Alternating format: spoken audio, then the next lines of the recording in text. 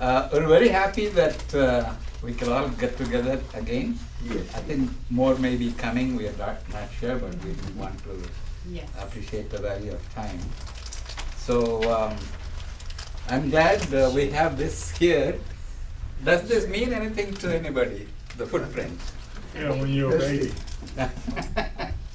We were all once babies, right? Yes. Yeah. What? Can I say? Yeah.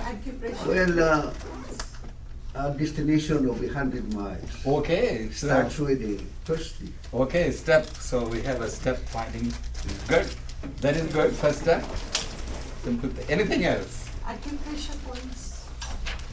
Acupressure points. Okay, pressure point. Okay, good. Yeah. Anything else? I was gonna say, the bottom of your foot has something to do with all parts of your body, like, Mhm. say for example, your heart, your hands, and all that different stuff. Okay. Cause I seen it in a book before. So you're saying Yes. it's an access to the Lungs whole and all. person? Yes. Good. It's a new thought. I didn't Yes. think about it. Okay. Anything else? Yeah, it means also, the first step is to recognize Uh-huh. that you need to do something. Okay. Okay. And after you recognize, then you start. Okay. So first is recognition, Okay. so that we can start doing something about it. Very good. Walking. Did you want to say something? No. No. Okay. Walking, movement. Walking, yeah. Okay. Uniqueness. That's unique. You know, the footprint is just like the fingerprint. Fingerprints, yeah. Don't commit One crimes. in, I think it's 7 trillion. Will have an identical. That's what they think. Calculated it. So it's virtually impossible. 1 in a trillion. So each of us is unique. Uh-huh. We are all unique. Yeah. Regardless of whether we have diabetes, we are 7 feet tall, or it doesn't matter what color, race, ethnicity, premature birth. Everybody is unique and very special. At the same time, this represents that we belong to a community. I think that's something that we want to emphasize in our Blue Zone workshop. Belonging is very important. Feeling, the feeling of being part of a community. One of the worst things that can happen to you, to me personally, if I go to a group, and there are people I know that turn their faces when I walk. Close. Have you seen that happen? Yeah. They don't want to greet you, they don't want to look at you. You don't want to meet you, you don't want. For them, you are not there. You So, don't even- well, one of the worst things that can happen.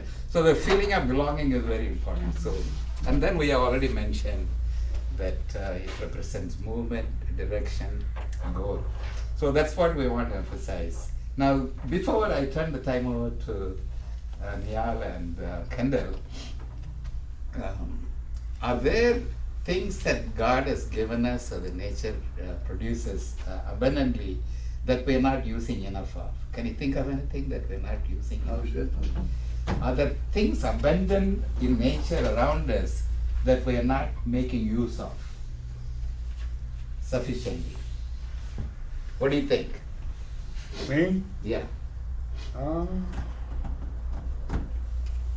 Well, I can do a lot of more things if I had time.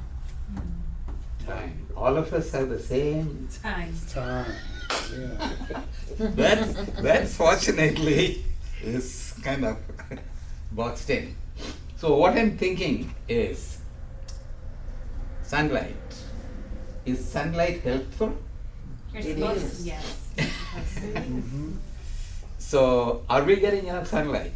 That is one question. No. Enough for us getting vitamin D, or enough for us just out there? Yeah. Sunbathing. Yeah. Yeah, sunlight has many benefits, in the mood, in the skin. So that is just one question. How about water? It's No. abundant. Are we getting enough water? No. I am. Yes. Okay. So most of us don't drink enough water. How about nutritive food? Yeah.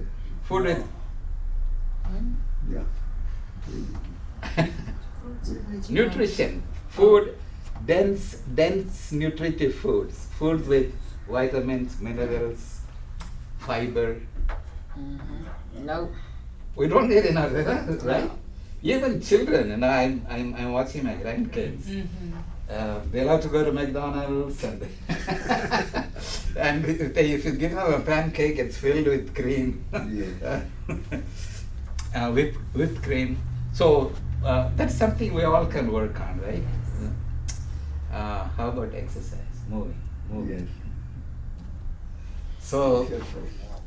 there are many things in nature that we're not utilizing enough of, and but it is out there for us to enjoy. I remember once I was in church, and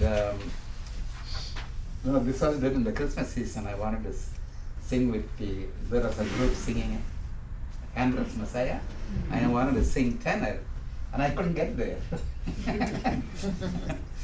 But then I spent a few months by the ocean, and I used to go to the beach, and with the roar of the sound, I could practice my scales. Nobody else could hear. So the next time I came, and I hit the note effortlessly. So the point I'm saying is that we have so much potential in the body. Yeah, potential. We're just not using enough of that. So plenty of. Now I'm really happy that Kendall and Mia are here. They just finished exam. The other two, Ashley and Alyssa, Daisy and Alyssa can't be here because they're writing exam. So I really appreciate the dedication they have doing this. They are just doing it out of their own goodness, and so we appreciate. I do not know if we'll meet as a group like this again, because after the December they are gone to some other rotations, and then we may not see them again. And I'm thinking we may not be able to meet next month because it's right after Thanksgiving. Then the following month is right after Christmas. And so I think we're done for the year. And maybe this may be our last one. So I want to appreciate. So please, and before you leave, please talk to them, congratulate them, and wish them the best as they move on in medicine. So now I'm going to turn the time over to Niyal and Kendall. Yeah. Good morning, everyone. We've seen a lot of familiar faces here, so just kind of give a recap about what we're going to do. We're going to be speaking about blue zones. Blue zones are those areas in the world where you see people living, these healthier, happier lives, even as they age and get older. And normally we kind of talk about these elements in isolation and how they interact with each other, but this time we want to kind of talk about one particular health topic and how those different elements of a blue zone inform that. So this week we're actually going to be talking about blood pressure, very, very pertinent, important topic for anyone, regardless of age, regardless of who you are. So I'll pass that off to Kendall to kind of give you a breakdown about blood pressure and all its important aspects. Right. So, our very pretty logo there. And then we talked a little bit, so we're going over belonging, purpose, eat, and move, and how that pertains with blood pressure. So what is blood pressure? We always are told that we need to lower our blood pressure and things like that. And basically it's the force of blood pushing against the walls of your arteries. So there's a scale given that has been adjusted over the years, and the recommended reading is 120/80. So the top number is systolic pressure, and that's when the heart's beating, when it's hitting against the blood vessels, and diastolic pressure is when the heart's resting. So, and that's the bottom number. So under 120/80 is the recommended amount right now. It changes based off of research and things like that. It used to be like 135, now it's 120, and it's below 120/80. And then, so why is blood pressure important? So we always hear, again, we need to have a good blood pressure so that we stay healthy, but why is that?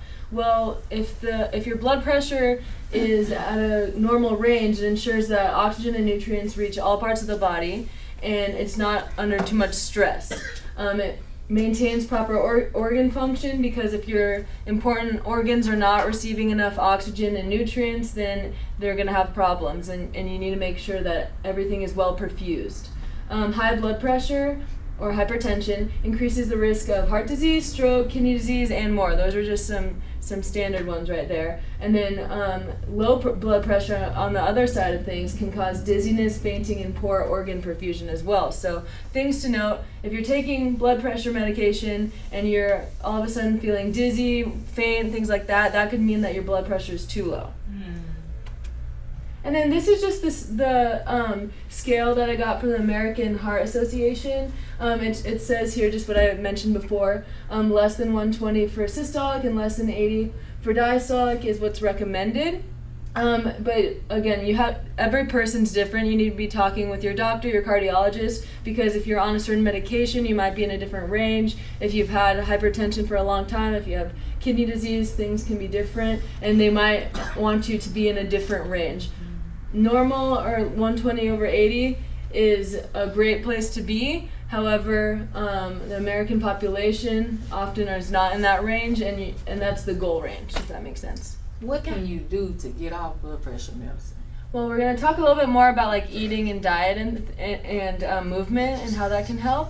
But yeah, we're going to talk about like diet, how like less salt, things like that can help. Overall, it's lifestyle changes as well as taking your medication consistently so that you can at least get to that range. Because if you're not taking it consistently, that can also mess with how your body reacts. But we'll go over things about like eating and movement, some tips that can help. Okay, so to kind of preface this next section, just in general, there are a lot of things that can affect blood pressure. It can be a lot of physical things, which Ken will speak about later, but there are a lot of kind of emotional, mental things that can affect blood pressure. A big problem that a lot of people deal with is stress, of course, and stress can lead to higher blood pressure. So there are a lot of things that we do to kind of mitigate that stress, make sure that we're not as stressed out as we normally are. And one big aspect is belonging. So let's kind of talk about how that aspect of belonging to a community of some kind can kind of, have you have less stress, have less high blood pressure. So kind of when you are dealing with issues in general, that does kind of lead to stress just immediately.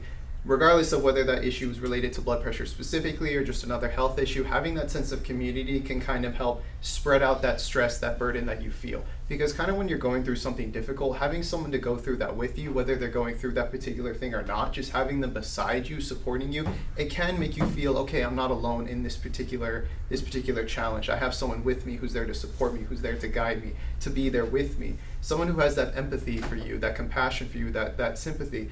They can be the one to kind of help you through it. So kind of finding those people that you can kind of build that connection with can kind of help you get through these things. Kind of speaking about blood pressure in general, because it is a chronic problem for a lot of people. There are a lot of support groups to kind of help deal with these health issues. So there are individuals who do have these issues. They kind of meet up, they discuss how are they dealing with these issues. And kind of knowing that you are not the only person going through this problem can be very, very helpful, because it makes you realize, okay, yes, this is my journey, but I have people to go through it with me. We're all working towards this goal together of being healthier to deal with this problem that we have, or at the very least control it and maintain your health to be as great as it can possibly be. So I kind of want to pose a question to everyone. Are there any things that anyone has had kind of when you do face a new challenge, whether it's related to a medical issue or something else, that you've kind of done with others to kind of help mitigate that challenge, to kind of help you navigate those issues, whether it's talking to someone, kind of journaling? Because then, can anyone think of any things that they've done in the past to kind of, when you dealt with a very, very difficult diagnosis or very, very difficult news, you've kind of reached out to people to do? Okay, no problem. I can kind of speak about my personal experience. I've had, unfortunately, a lot of family members who have dealt with really difficult medical issues, and the first thing that they do is they turn to their family. And as medical professionals that me and Kendall are aspiring to be, that is something that we're really, really emphasized to do, because you don't just consult the individual dealing with the health issue, you consult their family, you consult their friends, their support circle, because that is such a crucial part of dealing with their diagnosis, dealing with their problems. So especially something like blood pressure, something that needs to be constantly monitored and checked on, kind of knowing that you have those people to give you those reminders, whether it's reminders to take your medication, whether it's reminders to kind of, like check your blood pressure. Hey, don't eat this certain thing. Make sure you're getting that physical activity. Having that help, having those support, having those reminders are very, very helpful tools to kind of get through those things. And it's not just you dealing with that, having those people around you. Because unfortunately, data does show that unfortunately when some people do go through difficult health diagnoses, high blood pressure being one of them, there can be this feeling of just kind of giving up. They don't want to have to, kind of deal with this issue. They're like, oh, there's no point. But kind of helping those people that are with you, that you are connected with, that sense of community, knowing, hey, we're here to support you, we're going to get through this together, can make all the difference in a lot of those cases. Kendall. Last week I met with a couple. Both of them grew up in different communities, but part of the time in the street. They met about maybe like 50 years ago, and they lived together, had 2 children before they got married, and they're still married together. So I asked them, what's the secret of your marriage? They said, in a relationship that is close, when difficult times comes, they don't blame each other, they don't withdraw into themselves, they kind of get closer to each other. That's what has kept on going. The wife had breast cancer, and then she had a cardiac issue. That's the first time I saw them, actually, in my clinic. They're not my patients, but I was covering for another doctor, that's how I saw them. The husband had stroke, Parkinson's, now he's got prostate cancer, and so multiple things going on in their lives. So as more and more difficulties come, they kind of rely on each other. And they have maybe like 7 or 9 children, grandchildren and great-grandchildren, and all the families have been together. They've really not tried to separate. So it's remarkable knowing where they came from. So I think this is a very important part of learning to be vulnerable and opening to others and be open to sharing life with others. Yes, thank you so much, Dr. Moses. That's a perfect point. Being vulnerable is not easy for a lot of people, especially when you're dealing with something so difficult. It's scary to kind of confront those thoughts. I'm dealing with this really, really serious issue. How bad could this get? But kind of knowing that you can open up to someone in your life, whether it's your doctor, whether it's your family, whether it's friends, knowing that, hey, I have that connection with someone where I can trust them, and they're going to not attack me for the way I'm feeling, but kind of understand with how I'm feeling and support me in any way they can. That can only be achieved through that sense of belonging to some sort of community, whether it's a smaller community, a larger community, knowing that you have that mutual respect, you have the mutual care for each other. I'd like to add, this is a little community as well. I mean, many of you guys keep returning, and we have all the shirts to wear all together, and this is one of the first steps in that too. So not that you always have to be part of a support group where you have to tell everyone how you're feeling all the time, but a joined, we'll go over purpose more, but a joined purpose, a joined community like this is exactly what Niall's talking about as well. Yeah, absolutely.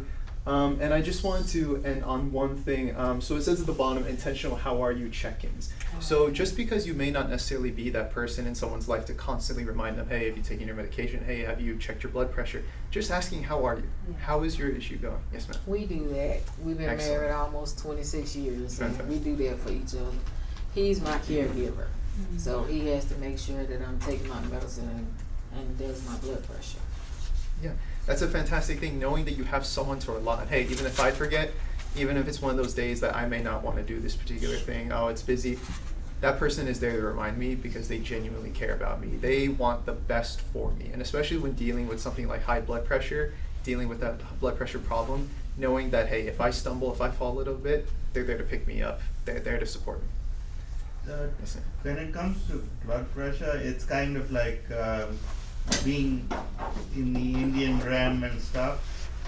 They try and tell you don't take medication because, you know, once you get on it, you're going to be on it for life kind of thing. So I actually, Dr. Moses and the office had prescribed me some blood pressure medication, and it was just lying in the house. I was not taking it because I would go back and forth till my psychologist told me, and I would always say, it's 130, I'm only looking at one, but the other one, I think the systolic, he explained it in a nice way. It's like a tap that, or pipe that's close together, so you know it's important because you can get a stroke at night. So probably listening to another person explain it kind of is also a way to go about it, you know. Because in my case, family, I don't listen to them and they don't listen to me. Well, I didn't know you were turning me off.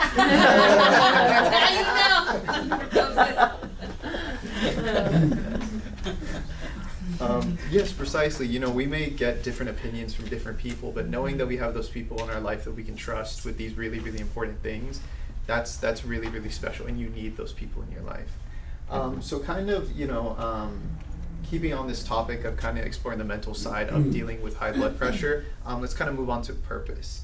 And so kind of recapping the whole sense of purpose, kind of having that thing that kind of gives you a sense of meaning. You know, whether it's someone, whether it's something in your life to kind of give you that confidence to kind of go on when times are tough. It does have a really, really strong connection to the heart and to the mind. So kind of speaking about just in general what you know, having a sense of purpose can do. When we do encounter those difficult moments, kind of having that thing that is going to alleviate that stress, because we wake up, we know we have all these things to do, stress sets in. We're stuck in traffic when we're going to do our particular, you know, responsibilities, stress sets in. We're having difficulty doing particular tasks, stress sets in. So it's so easy for stress to set in, but what can kind of make it easier to get through that thing is, okay, well, I have a sense of purpose here. It's not just me having to do this thing, I need to do this thing, whether it's for me, whether it's for someone else. It kind of makes it a little easier, and it may not remove the stress entirely, but if you can reduce that stress just a little bit in the long run, that's going to be a really, really important thing for your overall blood pressure.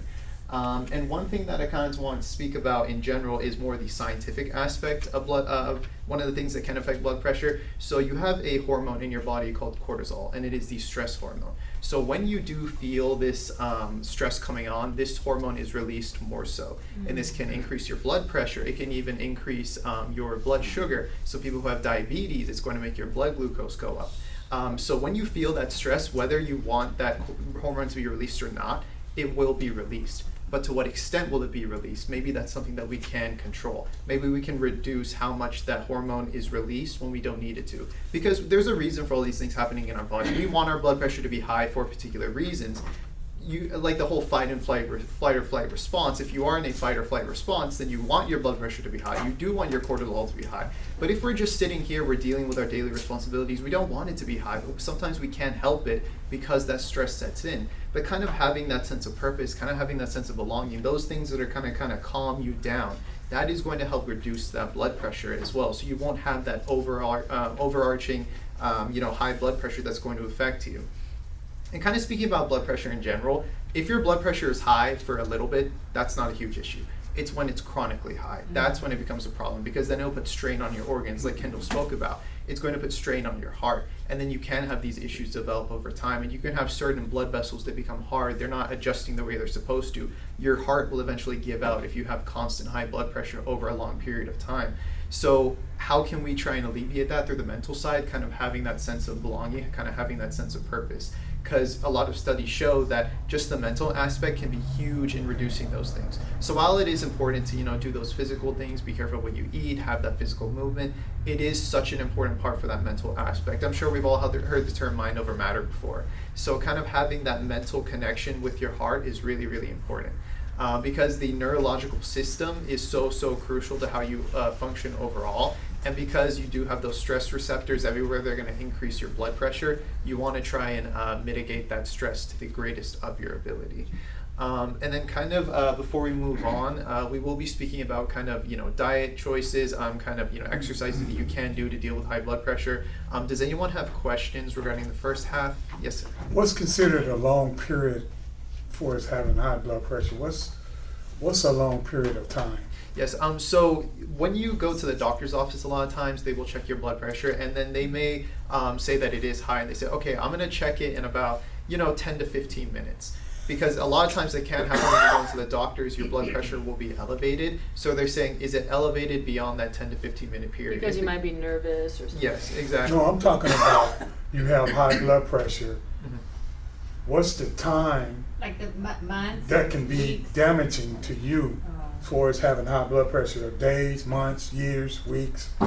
So in general, you don't want your blood pressure to be, because when you exercise and things like that, that's appropriate for your blood pressure to be high. But if you are at rest, kind of doing your daily business, you're at work, things like that, and your blood pressure is elevated for, let's say, more than half an hour, that can be indicative of a significant problem. So it shouldn't be a thing of my blood pressure is high throughout the entire day, because that can be a warning sign that this is a chronic issue, not just an isolated incident. And we all have those days we are stressed, but if you're stressed throughout the entire day, if you are having high blood pressure, not only when you're walking and doing things, but when you're sitting down for a half an hour to an hour and maybe longer, that can be a big sign that it's a real issue. So that's why it is so important to kind of check your blood pressure on a periodic basis. And there are actually cardiologists that will give you something to constantly monitor your blood pressure. And one thing they will say is your blood pressure is high throughout the entire day. That's a big, big warning sign that this is not just an isolated incident, that this is an issue. So if you kind of are extending into those 140s, 150s, over 90, over 100, then that is a really, really, really big sign that, hey, this is a really, really serious issue. You are possibly doing damage to your body, and damage can accumulate over time, but if it's extended over that long period of time, half an hour to an hour, then likely this is a recurring instance in a lot of people. That can be a warning sign that, hey, this is a problem you're dealing with. This is not just a situation that you have at this moment. Yes, Dr. Morris. Yeah, I think what Terry is wanting to know is that a month, 2 months, 3 months, 4 months. Essentially, it's like this. So it's a continuum. For example, when you are stressed, the muscles tense up, the smooth muscles tense up, and that is how the blood pressure goes up, because the blood vessels have smooth muscles.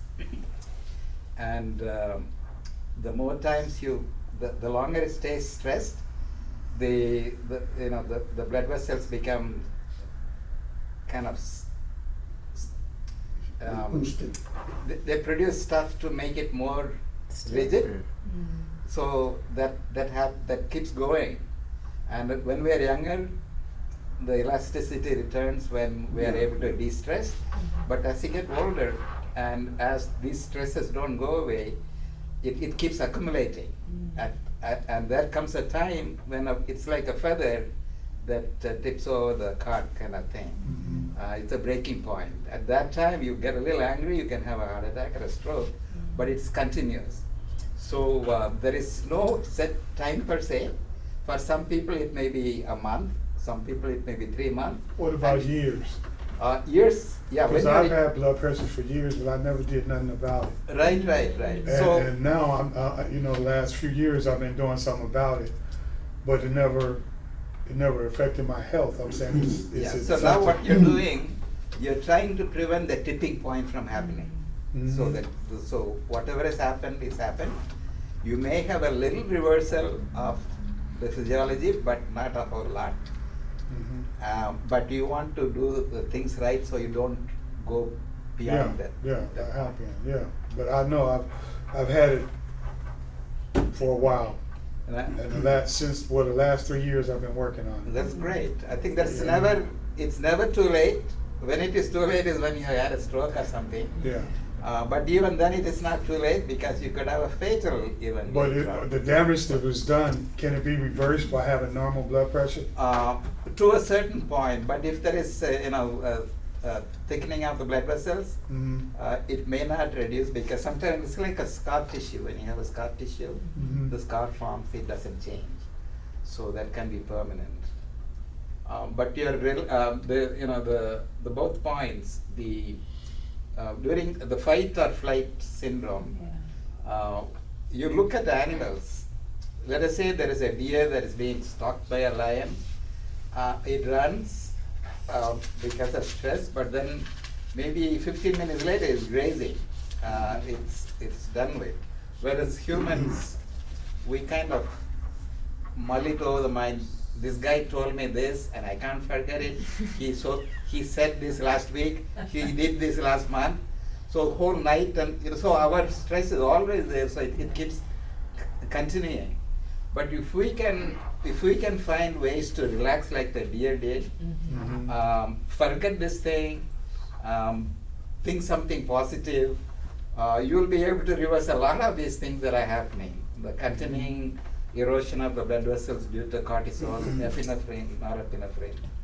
So there are some things that you can reverse, something you cannot reverse. But you'll prevent it from progressing. That's a key. Yes, ma'am. Thank you for sharing. Personally, I don't have issues with blood pressure, but my husband does, and he's, doesn't.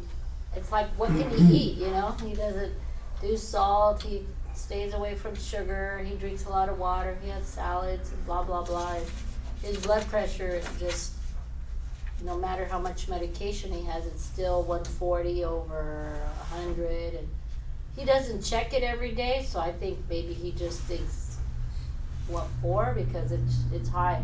So in some circumstances that you didn't mention, I believe it's genetic.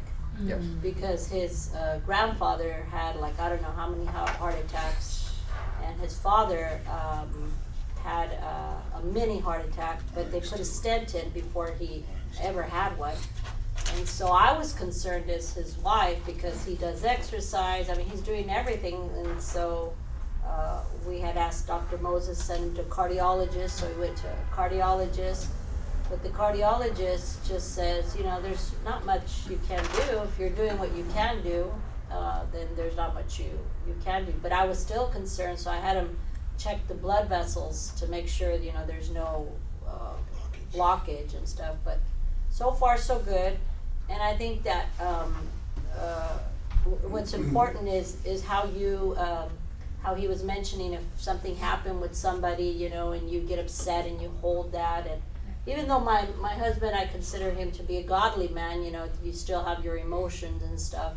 And once again, I think that's genetics, that they just have to continually work on that, because their personality tends to be a bit explosive. So it's a daily thing you have to determine to do, because you can do all the eating, the exercising, but that attitude of how you deal with stress is so important. So thank you for sharing. I just wanted to add that it can be genetics, and no matter what you do, you just got to live your life and do the best you can. Yes, absolutely. Thank you so much for sharing. And that's such an important piece. Yes, Doctor. I just want to be complete. Yes. 90% of the time, we really cannot pinpoint the reason for hypertension. Genetics could be part of it. About 10% of the time, there are physiologic things that are going on that can be corrected. Most of the time, it's something that we don't know. I agree. That is why the medications become a part of this, because one of the things I failed to mention, we don't use enough of. Food is medicine. Not fast. So there's a lot in food that brings pressure down, and that is one of the things that even the American Heart Association has recognized is the DASH diet. DASH diet. Yeah. I heard of that. Foods that high in potassium tend to lower blood pressure. So there is a lot that it's a diabetes, hypertension, heart disease. These are complex conditions. Many things interact together. So do what you can to control, and then the medications are there to assist in maintaining the control. So is it true that once you're on the blood pressure medication, you don't come off it? Or is it just that's just a myth that people tell you? That's what we wanna know. Yeah, now I have been to a place, there are multiple places in California and in other states where just by focusing on lifestyle and the way you eat, they can kind of get you off blood pressure medications, they can get you off cardiac medications, they can get you off diabetic medications. But it is a total commitment. It's 100% committed to doing everything that is. Most of us don't want to give that commitment. That is why we have to rely on medication. If you're committed, a lot of these lifestyle related diseases will disappear. Yeah. You know, high blood pressure is a condition which has valid etiological causes. I mean, like Dr. Moses has said, it is a combination. And the older you go, the more common it becomes. Like at my age, there are few people at my age not having probably hypertension. But the first thing is to identify the causes, because there are varied causes. Could be physical, like Dr. Moses said, like diet, exercise, food, etc. Now, so the first thing is identification of the causes. But the causes is combinations. Sometimes there's not only one cause. But the one cause that maybe we can address ourselves is stress. Stress is very common, and whether you are rich or poor, you have that. In fact, United States is a very rich country, but it's one of the most stressed country also. Yes, it is. It has a lot of people that are having problem with stress. So it's not just poor. And how do we address that? It should be addressed from the mind. Like for instance, the stimulus, we have no control. But the one thing you have control of is your reaction to the stimulus.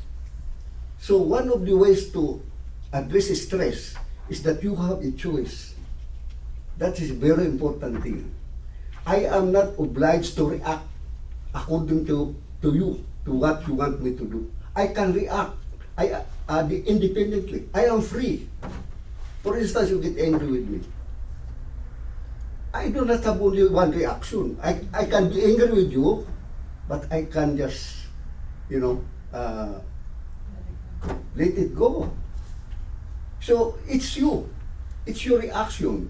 And stress has a lot to do. You have, the important thing there is you have an independent mind. You have the capacity to react to the stress. Now this is one thing that we have to learn and study well, because from here you can control a lot of things. The mind can even control some of your diseases. Positive mind will create positive results. But it is not just like something that you can do overnight. You need to train yourself to be positive. Whenever there is a reaction, remember, I have a choice. Always remember, I have a choice. What am I going to do? One time in our church, Pastor Ed was saying that there was a comet or something that was going to fall in the Gulf of Mexico. I don't know if you heard about it. And they will create a tsunami or something. And a lot of people have been stressed on that. And so we were talking about it in the church, and he asked my opinion. I said, Pastor Ed, if ever that happens, the question is there anything you can do about it? None. So, one of the things that we worried about is something that we cannot do anything. So this we should not entertain. It is not within our domain. It is God's domain. So leave it to Him. So one of the ways to reduce our problem is first identify, is it within me or none? Now, the moment it is not, forget it. Concentrate on what the problems that you can address, and it is within your domain. So, it's all in the mind. We have to make use of the mind. Very good. And I think that like part of what you're saying too is it's not your fault for having certain thoughts, it's what you latch on to too. Because you can have negative thoughts, that doesn't mean you have to latch on to the negative thought. You can have a negative reaction, you can be angry for 5 minutes and then let it go. So I think that's a very good point and something to remember, because I think some people can feel bad about themselves for maybe having certain thoughts, but the truth is a thought is just a thought that goes by in your brain. It's what you latch onto and decide to hold on to. So, do you have more? And this can be one of the small steps that we take. Yes. To be in A discipline. You cannot do this overnight. You have to train outside. Yeah, absolutely. I really, really appreciate everyone's contributions. We are going to take a little break. Let's break until 11 o'clock, and then when we return, we'll speak about kind of the diet and the exercises you can do to help with blood pressure. Thank you.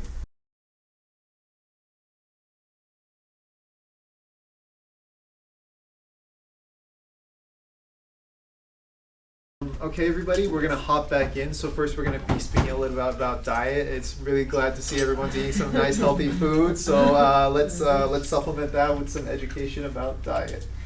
Okay, so there's a lot of foods to limit and avoid, and unfortunately, a lot of these foods that you have to limit and avoid are the ones that taste the best.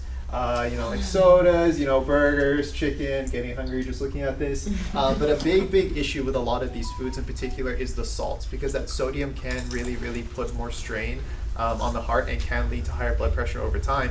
And the thing is, a lot of the foods that we eat have a high amount of salt in it, but we don't even realize. And unfortunately, when you go to restaurants, they do have that salt shaker right there. So that's really easy to add a little bit more salt to your food. Not salty enough, you just add a little more. With the fries, let me add some more salt. And yes? And a lot of germs. Yes. But it's become so, and the thing about salt intake is we kind of become desensitized to it, right? So we'll kind of have a lot of salt, and then over time we're like, this isn't salty enough, let me add some more salt. It gets to a point, man, you're dousing your food in salt, and they're just inherently putting all this salt into foods that we eat, because what these fast food places, they're trying to make it really tasty for a cheap price, and a really easy way to do that is to add a lot of salt. But all that sodium in your body can really negatively affect your blood pressure, and it can really negatively affect your kidneys over time. And your kidneys and your heart are in such sync with each other, so if you have an issue with your kidney, it can affect the heart and vice versa, and sodium can affect both those aspects of the body. Yes. Oh, did you have a question? No. Okay, I'm sorry. Okay. And then a big thing as well are sugary drinks. And this kind of lines up with diabetes as well, but it can really affect kind of your blood vessels. Because a lot of these, a lot of high sugar and things, it can affect different aspects of your body, it can affect your heart. And a big thing about having a high sugar diet that may be, in the diabetes range or not in the diabetes range, is this can actually lead to damage and destruction of your blood vessels. And kind of what Dr. Moses was speaking about before is that certain blood vessels are supposed to be elastic. Kind of having high sugar in your diet can affect the elasticity, because it can lead to damage over time of your blood vessels. And then fried or fast foods, these are going to be high in salt and unhealthy fats. These are things that we should avoid as well. And then excess alcohol, this can really affect your blood pressure. It can affect your liver, as we all know, but it can raise that blood pressure over time. And one thing that I really want to hone in on is cholesterol. I'm sure we've all heard that term. You want to keep your cholesterol at a healthy level. The scary thing about cholesterol is basically you have your blood vessel, but over time you can have deposits within your blood vessels that's basically going to make your blood vessel smaller than it should be. So when you have those deposits, sometimes a piece of that deposit in your blood vessel can actually break off. And then that can travel through your body, it can go up to your heart, it can go up to your brain. You have a significant issue, you could have a stroke, something that's significant, and it can be exacerbated when you have that high blood pressure. And the scary thing about this is it's something that's going to naturally deposit over time, but you put yourself at a higher risk of having those severe issues if you do have high blood pressure, especially for a sustained amount of time. Okay, but then these are some good choices for your heart. So these are going to be some of the things that you're eating right now. So fruits and vegetables are going to be really important. Whole grains are going to be really beneficial. Things like oatmeal, brown rice, quinoa. Certain foods can actually kind of help your digestion as well, because some foods may not be properly digested, which can lead to higher blood pressure, because even your gut digestion, that can affect your blood pressure as well. There's all these different elements of our body. Just because we don't think they influence our blood pressure, they can, especially over time.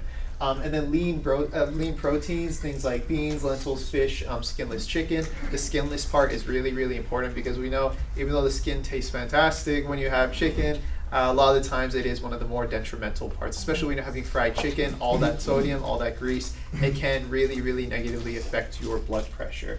And then there are some healthy fats that you can have as well, things like olive oil, nuts, avocados. Avocados, a lot of research shows that they can actually really, really significantly lower your LDL cholesterol. Your LDL cholesterol is kind of your bad cholesterol, and then you have your overall cholesterol as well. Avocados can actually really, really lower that. Of course, you need to kind of supplement it with other choices as well, but just introducing avocados into your diet can be really, really helpful. And a really good tip for a breakfast that I personally instituted recently is a piece of whole wheat toast, and then you kind of take some avocado, kind of mash it up, and then slather it on the toast. That's a good way to kind of get in that whole wheat as well as that avocado. So you kind of have that dual benefit, and hey, it's a relatively quick breakfast, relatively healthy, and you are kind of getting those things in at a really, really important time, because in the morning you're trying to get something that's going to fuel your body. So both of those foods are going to help fuel you, but also they are going to help affect your cholesterol in a positive way. And then these are some general healthy habits that you can do, and a big one on here is drinking more water. Your blood pressure is really, really affected by your water intake. So a lot of the composition of your blood is going to be water. So I know we've spoken about high blood pressure for a lot of this presentation, but low blood pressure can also be an issue that a lot of people deal with as well. And one of the leading causes of low blood pressure is because of dehydration. People just aren't drinking enough because that water composes so much of your blood. And the big thing is, a lot of the times when people are on blood pressure medications, they can find themselves kind of going into a negative zone where their blood pressure gets too low. Sometimes there may not be appropriate adjustment of their medications. So one of the ways to kind of mitigate when that blood pressure does go low, aside from kind of, adjusting your medications, is to increase your water intake. Because as I said before, your kidneys are a really, really important part of how much how your blood pressure can be determined. So making sure that you're having enough water, your kidneys are getting that water, they're being able to filtrate everything appropriately, is going to kind of help your blood pressure in a positive way. And then that's sodium. When you have a lot of sodium in your body, kind of having more water intake can kind of help your kidneys kind of flush out that excess sodium to an appropriate degree, which will have less strain on the heart. Yes, Dr. Moses? In terms of drinking water, there's a very small population that should not drink a lot of water, and there is people with heart failure and people with kidney failure. Otherwise, most everybody can drink a lot more water. One of the physicians in Loma Linda, who actually grew up in India, to an army surgeon from British, told us that the one way to figure out whether you're getting enough water is to have at least one urine that looks like water. One clear urine per day. So his suggestion is to drink as much water as you can in the morning, because you don't want to drink late in the afternoon or at night because you're going to be up going to the bathroom. So drink in the morning, and once you have at least one clear urine a day, you've had enough water, then you just drink, as thirst arises. By the time you get thirsty, you are a third deficient in water. So the rule is to have at least one clear urine a day. Most urines are dark amber in color, very concentrated. Bodies tend to absorb as much water as possible. So you want to be generous with water, and I can't emphasize enough of drinking enough water. Absolutely, thank you, Dr. Moses. And I kind of want to touch on that topic of heart failure just very, very briefly. So heart failure is essentially your heart is not pumping appropriately for a variety of reasons. So your body is essentially retaining that water. So especially in your ankles, your feet, your calves, you will have that water retention. So in those cases, you do have to kind of be careful of your water intake. But otherwise, if you do have something like high blood pressure, you don't necessarily have heart failure, then it is appropriate to kind of have that water intake, because your body needs more water as opposed to someone who may not have those particular issues. And kind of having this diet, it is appropriate for kind of preventing these high blood pressure issues from starting in the first place, but also if you do have high blood pressure, kind of maintaining that healthy level. And of course, these are all things that you're going to kind of have to adjust over time. Certain people may have, dietary preferences, so just because you may not be able to eat certain foods on this list does not mean there aren't alternatives that are appropriate for you. And I know a big issue with eating healthy is the cost. It's really, really expensive to eat healthy relative to kind of eating, whatever, especially with fast food. It's become so easy, especially after you've had a long, hard day. Oh man, I've had a long day. I only have a couple hours before I have to go to bed. Let me go grab something real quick and eat it. And it's a really, really unfortunate thing that we've kind of been put up in this position where sometimes it feels like we don't have a choice. So things like meal prepping, planning ahead of time, maybe setting these hard restrictions for yourself can do amazing things for you, over time. So a big thing that people can do is just try and go to farmers markets if you can, because some may have, more affordable options. Kind of trying to buy in bulk if you can. I know it's kind of hard to buy, kind of fresh produce in bulk, but, Costco sometimes offers, larger amounts of certain things. Just maybe buying a bag of apples and having that as a potential alternative is going to be really, really helpful over time, because something like apples, that can also really, really positively affect your blood pressure because of the way that it can influence cholesterol. And as we know, your cholesterol is better, that's going to make your blood pressure better over time and reduce the risk of you having those significant severe issues like stroke, heart attack, things of those nature. I have a few things to add just really quick too. For me, I think something I need to be aware of is if I have caffeine like coffee, that's something that can dehydrate you. So just like if you're having coffee, make sure you're drinking even more water. And knowing that can affect your blood pressure, and the fact that it's like it constricts your vessels, so it can increase your blood pressure as well. And then as for like getting to the point of, I don't have enough time, I'm gonna eat fast food, or like that sounds a lot better than what I meal prep type thing. I think for me, I eat better when I eat more consistently. I don't wait till I'm super hungry to eat. I try to eat on a schedule, because otherwise that's when I'm gonna say McDonald's is looking pretty good right now. I could eat some fries that are gonna be really good. But if you eat more on a regimented schedule, you're gonna not reach that point of I'm starving, I want to go eat something that's bad for me. That's just a tip I would recommend, because I've noticed that a lot. I don't crave sugar or salt as much if I'm eating consistently. So that might be packing a protein bar for when you go to work or an event, so that halfway between lunch and dinner, you're not just waiting till dinner time to eat, and then that's when you might binge eat by accident, because that's hard. Also, we've discussed drinking a glass of water before eating a meal, so you don't overeat all the time, because it's not always eating till you're not hungry anymore. It's eating a serving size and then waiting a little bit to see if you're full. It's not eating till you're full, because you might overeat in that way. So that's just some thoughts I had. Yeah. Yes, ma'am.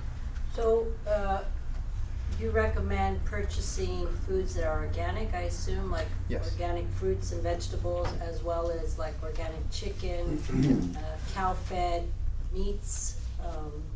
How about sugar? Is stevia good? I know there are mixed. Dr. Moses is probably better informed than me on this, but I know there are mixed opinions kind of with those alternatives. Dr. Moses, would you like? Yeah, stevia may not raise the blood sugar level, but it has to be metabolized by the liver, so it can be turned into fat in the liver.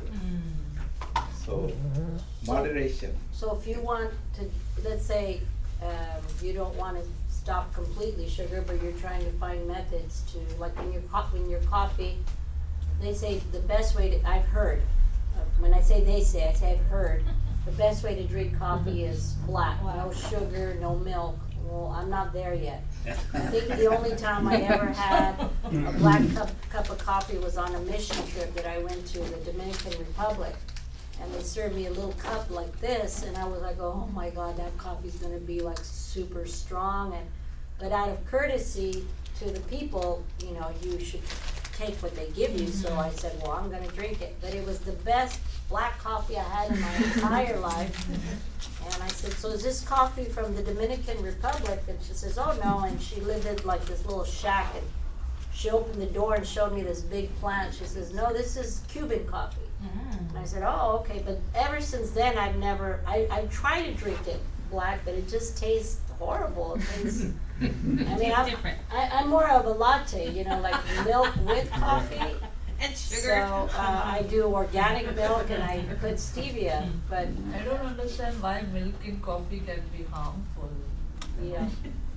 So I don't know, so that's why I, you know, for a while there, I was doing Coffee Mate, cause they said Coffee Mate was better than milk, and then now they said milk is better than, so you're kinda like, well, what's best? So What's better? milk, I've always loved milk, Yeah, I grew up in a farm. milk is okay. so I We're drink talking, is primarily talking about diabetes, Yeah, and milk is okay.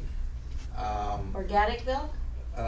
Yeah, organic the better. You know, Okay. if you can grow the coffee bean in your house, I think But I do use two sugar packs of stevia in my coffee. Maybe you can try like coconut sugar and all that you get. It's not as sweet, and it's the only difference is brown in color. The problem with the sugar, like we discussed in one of the previous courses, is that it raises the insulin level. And insulin is the cause of a lot of problems, high insulin levels. It irritates the blood vessels. It causes more weight gain.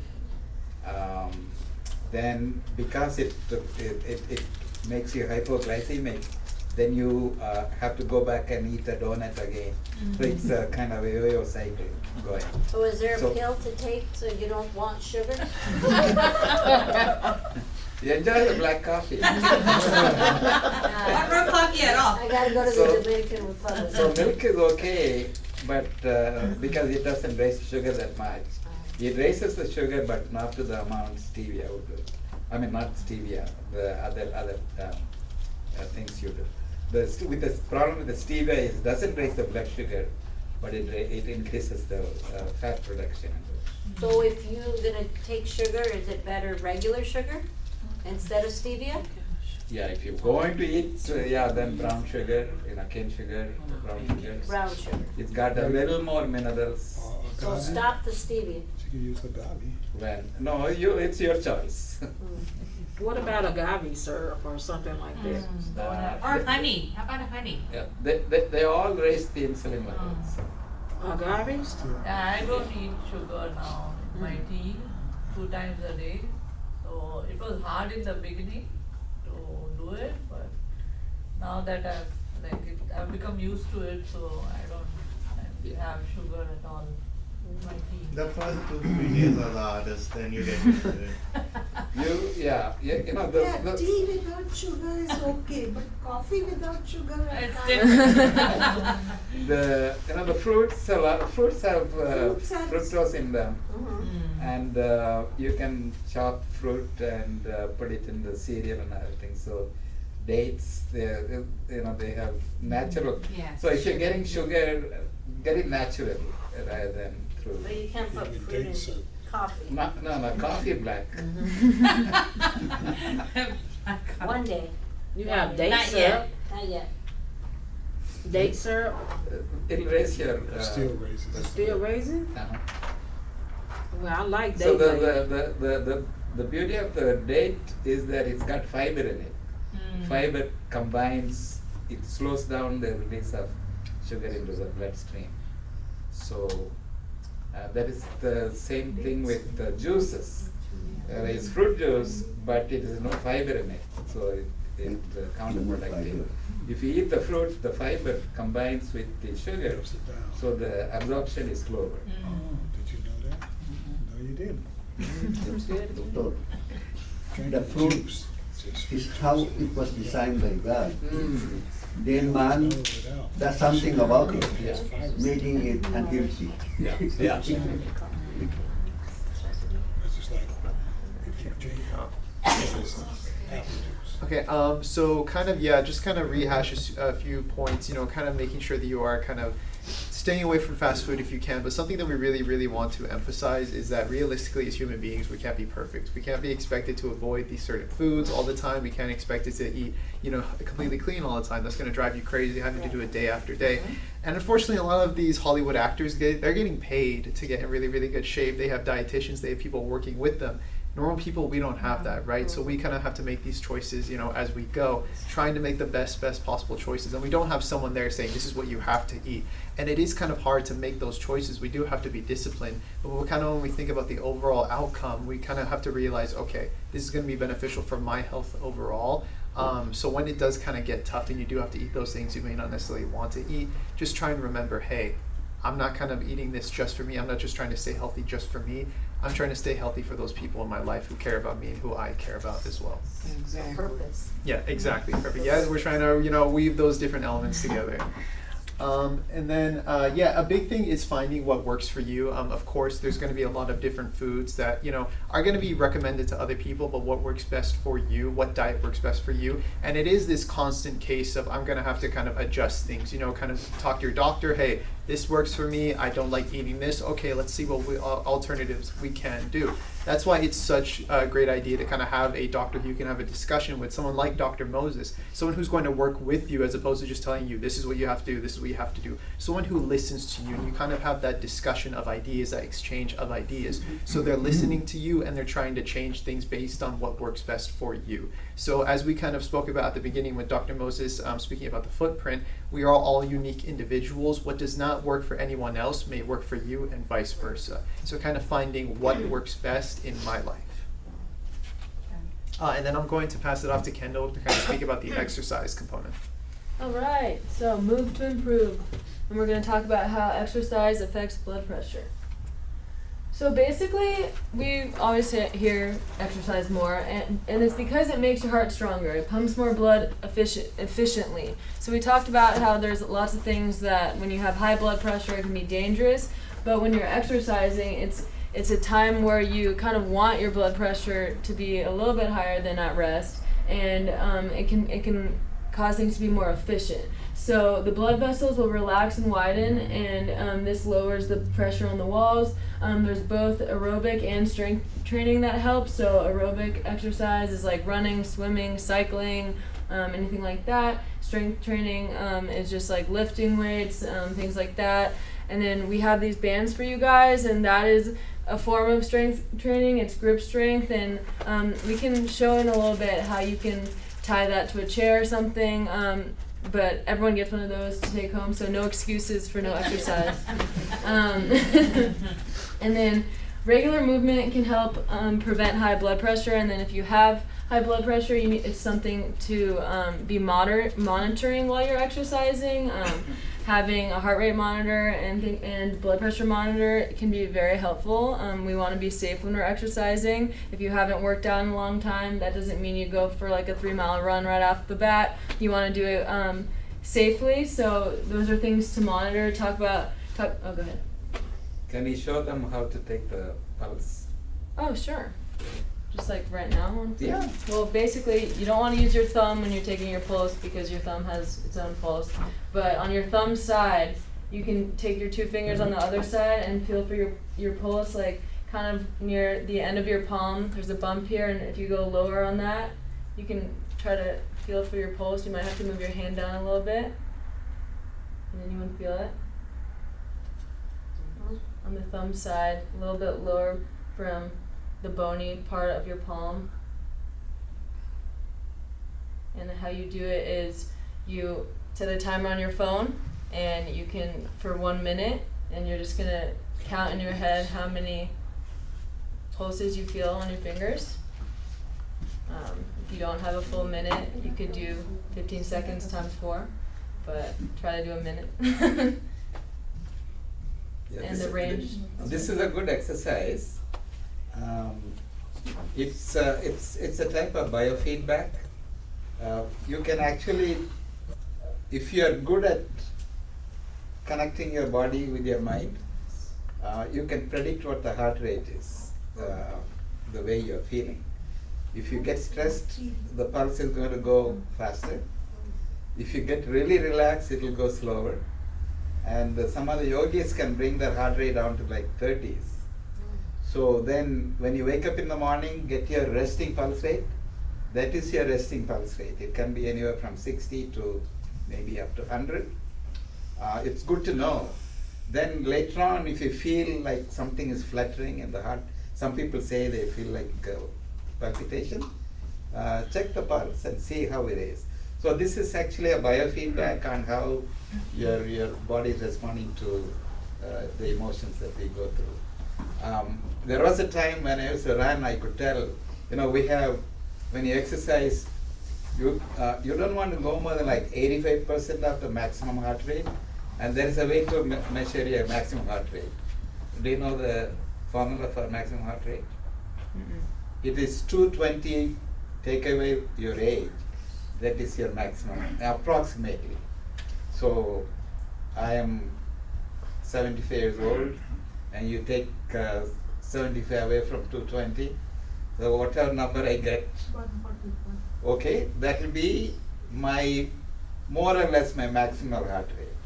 But I don't want to push my heart rate to that level. So I raise it up to between 80 to 85% of that. So we don't want to go higher than that.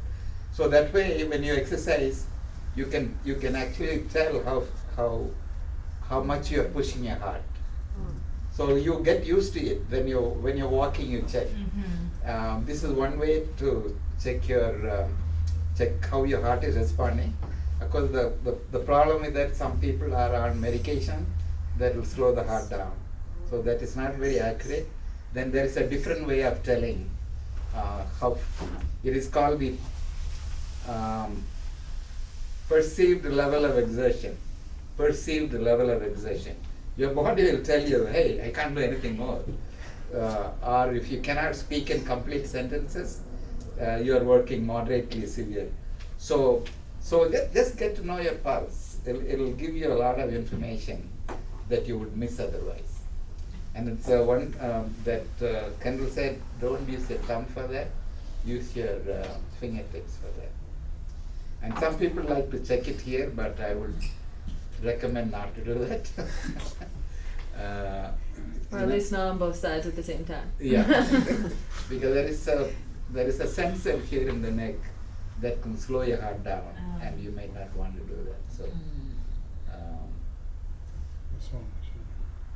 yeah, that's what I just want. And that's also good for if you're feeling stressed too, like when you're having, like, I find myself if I'm really stressed, it's like I can feel like a little bit palpitations or maybe not short of breath, but like changes in your breathing, and that can just be something to calm you. Like he said that some people can lower it to 30. Well, you might not be as skilled in that way, but it's a good way to meditate at the same time. It's like I'm just gonna focus on my heart, on my pulse for a little bit, and it's gonna calm me down because I'm just gonna breathe and count, and that's just like a good way to kind of like center yourself again, I think. So thank you for that. And then this is a little bit of what we touched on at the beginning, just that movement can help prevent other health conditions. Like we were talking about earlier, you know, some damage might have already been done. You might have hypertension, your vessels might be a little bit more stiff, but we're trying to avoid the tipping point. And especially what we want to do is avoid other problems like kidney problems, diabetes, stroke, and then heart disease. Like Nyla was mentioning, the heart and the kidneys are very related, so you just really want to be careful, and if you can avoid any more damage than that, if you have hypertension already, if you don't want to add more damage because that can relate to the kidneys, and you don't want to have to get onto dialysis or other things that can limit your water intake, things like that, that messes with how you consume your food, how you change your lifestyle. So we're just trying to keep ourselves in check, do as much as we can from this point on. And then there are some like reversal stories, like you hear about those things where people make full changes like Dr. Moses was saying, and it can reverse. Obviously that's not always common because it's a lot of different steps, but you want to stay where you are, maintain, and then hopefully just like be consistently monitoring, checking your blood pressure, making sure you're in a good range, making sure also to be measuring your blood pressure. If you take medication, seeing if you're on a new medication, if it's dropping too low because it's a too high dosage, if it's higher in the morning than at night, things to just pay attention to because it puts strain on your other organs. And then exercise, just because it helps just your body with efficient blood flow. It can reduce the risk of these comorbidities, and it improves cholesterol, blood sugar, and weight as well. And then, so why does staying active matter? Well, regular exercise can extend your life. You're going to feel better. Talking about belonging and purpose, you're going to feel better. You're going to clear your head more. You're going to reduce stress. It's going to help your heart. It's going to hopefully help with inflammation. And it's going to give you stronger muscles and bones, which is huge for independence as you age. Overall, it's better quality of life. It can help with your blood pressure, and like Dr. Moses was saying, it's a good way to monitor where you're at too. So you're in check with yourself more, and especially with blood pressure, it's important to know where you are at rest and where you are while being active. And as we discussed a little bit earlier, sometimes people have this phenomenon where you come into a doctor's office and your blood pressure is a lot higher because you might be nervous or not even realize you're nervous, but your blood pressure is higher, so that you got to wait for a little bit and then they'll retake it. Well, you want to know if at home it's going to be like that, if it's still high. You want to know what it's like with your exercising. When you're exercising, if you're at over 80% of your maximal heart rate, that's something to pay attention to, because maybe that's too much load for what you've been doing. So a good monitoring point, and yeah, we just want to make sure you guys are eating well and being as active as possible, because it's not just for blood pressure, it's for a happier life. So yeah, I think that's all we have. So thank you all for coming and listening. I'll just take one of these bands just to show how to tie it really quick. So these are great because you can do it while sitting too. So online you can always look stuff up, but you can always do this, or put it under your leg and do different movements. You can put it around these chairs. You have to put it on something more stable than this chair, but you can loop it through, or you can tie it. So yeah, you're gonna hold it down for me. So you take it like this and just loop it through, and then bring this through. Wow. And then it's tied harder, and then if this was more stable, which he's stabilizing it, that's great, thank you. And then you can pull like that, and you can be sitting on the couch doing this at the coffee table, because you can put it at the floor too and still use that. So different ways, but you can always look online for more ideas. Another thing you could do if you want to do squats is tie it like this, and then do squats with it. It's band resistance too, which is good. So there's lots of different things you can do with it. So we encourage you guys to use it. Thank you. Yeah. So I asked Dr. Koo to say the final word. I hope he doesn't bring anything I said against me. No. Well, I like this presentation because, you know, it brings together what we're learning. Blood pressure is a marker or a sign. There are other signs. You talked about your pulse rate or heart rate, and respiratory. There's something else like BMI. Body mass index. Body mass index. Anyways, so on blood pressure, you need to take your blood pressure on a regular basis. There's a question about reversing this. It's good to start early. You got to develop your habits like them. And because medicine is sort of interventional.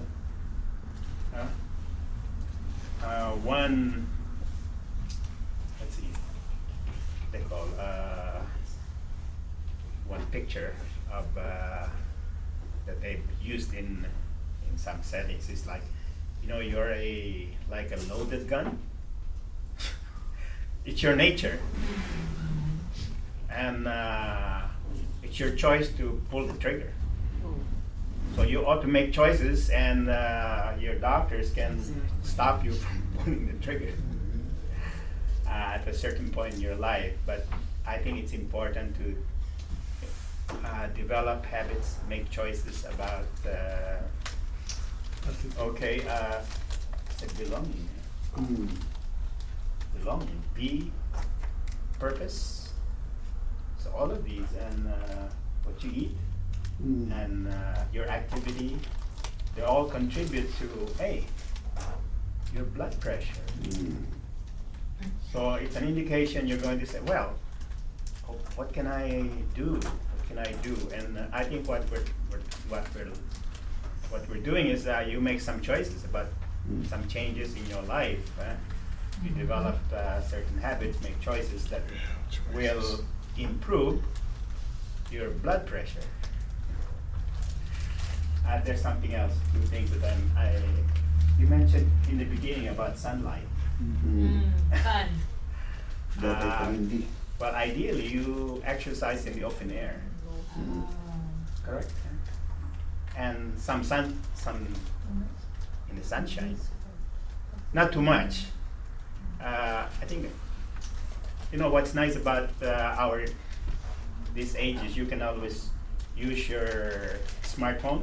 Of course, there's AI, but you need to be careful about your source of information. But nevertheless, what I do is, I go to National Health Institute or some websites, and there's one thing I found out about the benefit of sunlight. It reduces your dependence on analgesics. It helps relieve pain. You experience pain? I do. So okay, all right. So that's helpful about sunlight. There's something else that I came across about missing breakfast. You know what happens when you miss breakfast? Why it's good to eat a good breakfast? To start the day. Metabolism. Fasting overnight. No, I found out that when you miss breakfast, you miss your meals, it raises your blood pressure. It's surprising that in places where people are starving, they have high blood pressure. Well, it's stress. It's stress, Stress. Dr. Moss, I don't know. Because I have high blood pressure. I didn't know that until I came to the U.S. As long as I lived in my country, You were good. I was okay. I came here, and then there's another, I lived here, I said, hey, my blood pressure is up. Yeah. And then I went to Africa. And within a week, without doing anything, hey, my blood pressure normalized. So I wondered about it, and I asked my doctor, I had to consult a doctor, Stressful. and I said, maybe it's because it's hot and warm in Africa. No, he wouldn't believe me, but nevertheless, you mentioned about stress, possibly that's one excuse. But anyways, I think it's important that we make some adjustments in our own, like, why did I mention that? It's about, I mentioned Africa, and I went to a place where, it's normal to eat 1 meal a day.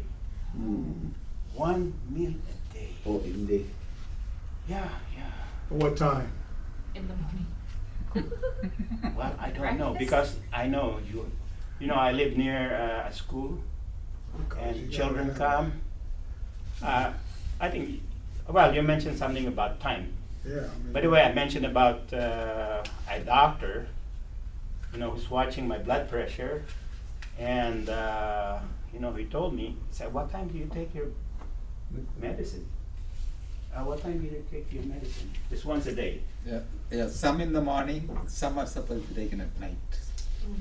All right. Well, he advised me. Well, he took my blood. He asked me about my blood pressure, and he said, "Okay, you take it at night."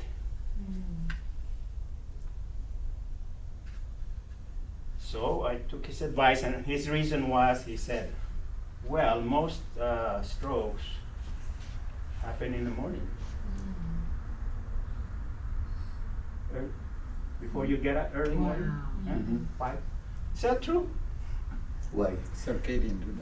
Well, anyways, that was his advice. So, okay, so at night. But anyways, what I was, I think I mentioned this to Dr. Moses, especially medical professionals, you know, you make up your own mind, your own this, you know, you decide what to do with your patient. You can't say what's good for you, because they'll say, oh my, this is what I do, yes. But they are all we're all different. Right. Huh? Right. So you can't say what's good for you is good for me, or what's good for me will be good for you. So, and that's the reason it's individualized, you know.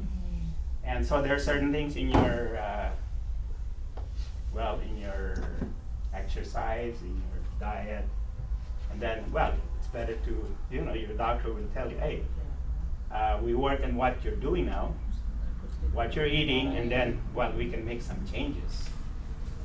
But anyways, I think today it's a good lesson about blood pressure. And what's the idea of blood pressure? 120. No, they used to think that it's all right to, you know, as you grow older, it's all right to have higher blood pressure. Is that acceptable? What's the latest information? Yes. Below 120 over Supposed to 80. be. So no matter your age, no matter how old you are, the ideal blood pressure is still. The same. Yes, I think you look at this. You're going to say, "Oh, I'm old, so it's acceptable to have a higher blood pressure." No, it's not really. Not the case. Anyways, thank you for listening. Do you have any We still. comment, question? Are you a doctor? Not in this country. Oh.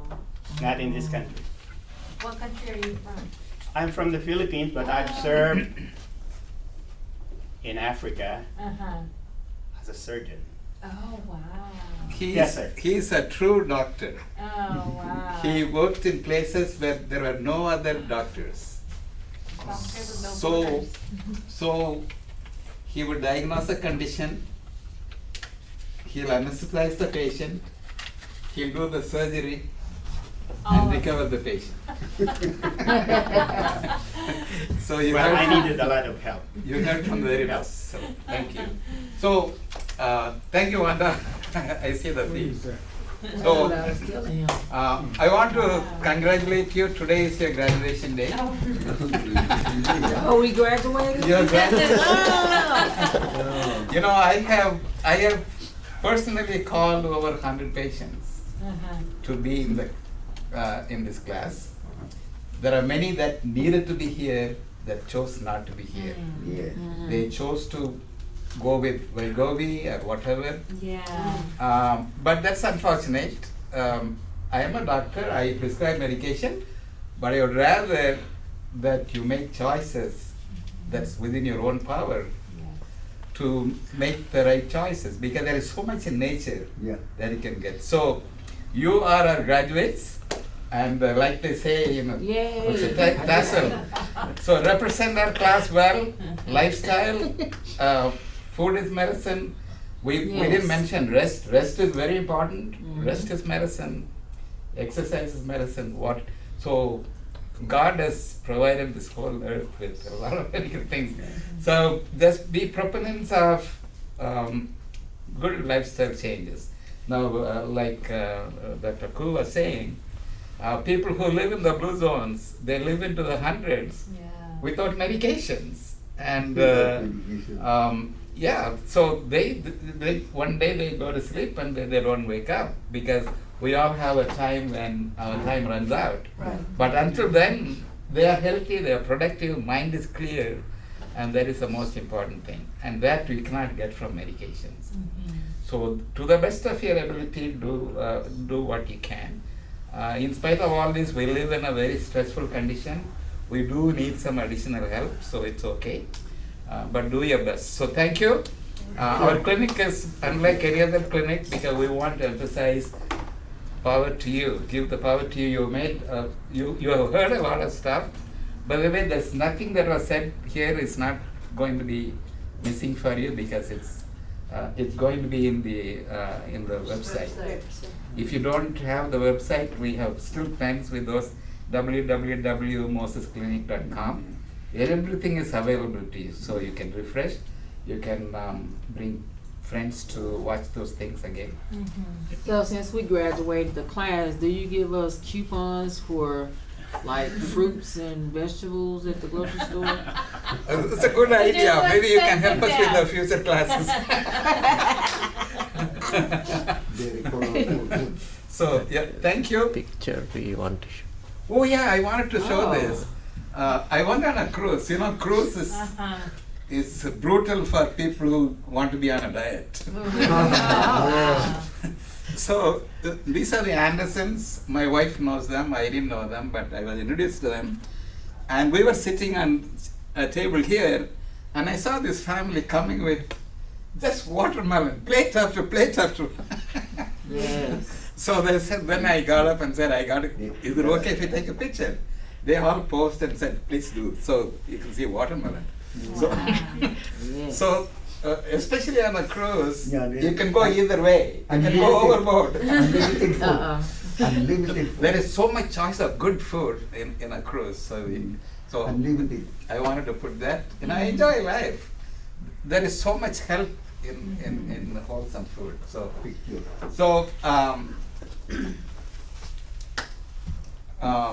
you know, I have things to say, but I don't want to say. So this may be our last class. Next month we are not meeting. It's right after Thanksgiving. But that is going to give you a chance to make good choices. Then comes Christmas. Yes. There also, you know, small steps, small decisions are going to make a big difference. And then comes January. By that time, we will lose our medical students. And things may change, even my own life at that time. So, but we'll wait until that time. So, for the present, thank you for Thank you coming so much. and participating in this class. I learned a lot, so did everybody else that were helping out.